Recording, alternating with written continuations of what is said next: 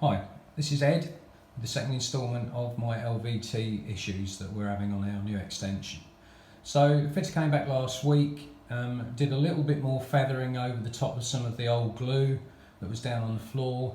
I didn't see any sanding or smoothing or anything like that. As far as I'm aware, all he did when he came back to relay the LVT was use a scraper and scrape any glue globules off the top of the floor.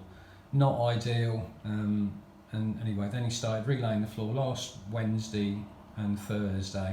He's got most of it done. He's had to refer back to the shop to actually get some more planks because he's had to recut some of the original planks, etc., and some of them were unusable. So the outcome is it's not great. The fit is not as good as the original fit, even though we had the tenting problems. The cuts are not quite so good in places. We've got some gaps in areas. We've got areas where the planks don't meet particularly well. I'll just let you have a look now. So we're actually in the hallway now, as you can see. There's the back door as you come in. Just starting in this area really. Looking down in the corners, you can't really see it, but in that corner it's slightly raised. I can press it up and down with my finger. Moving around the corner here, you can see some of these cuts. They're not really straight, to be honest. You look at that. Sorry, there's no dog just coming through. Moving on round by the door here, you can see that particular plank there. Gap on the left, where it connects to the next plank there, not great. And there are quite a few other issues along that sort of vein, so sort of moving through into the kitchen area. So put the lights on and see if it can make it any brighter. Looks slightly better, but firstly this is going to be the downstairs toilet here. Again, if you can see, that's not a particularly good connection there between the planks. Quite a big gap there on the door. Moving around here.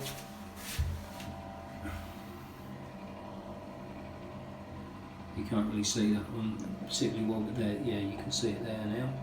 The gap there between those two.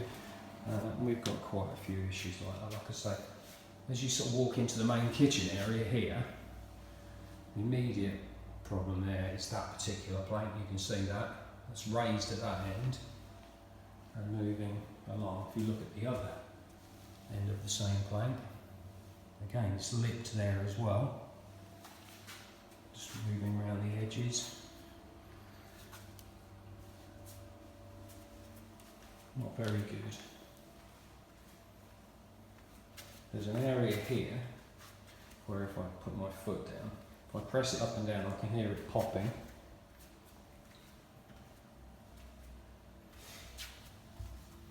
The cuts against the bifolds are not as good as they were originally. As you can see, they're not very even.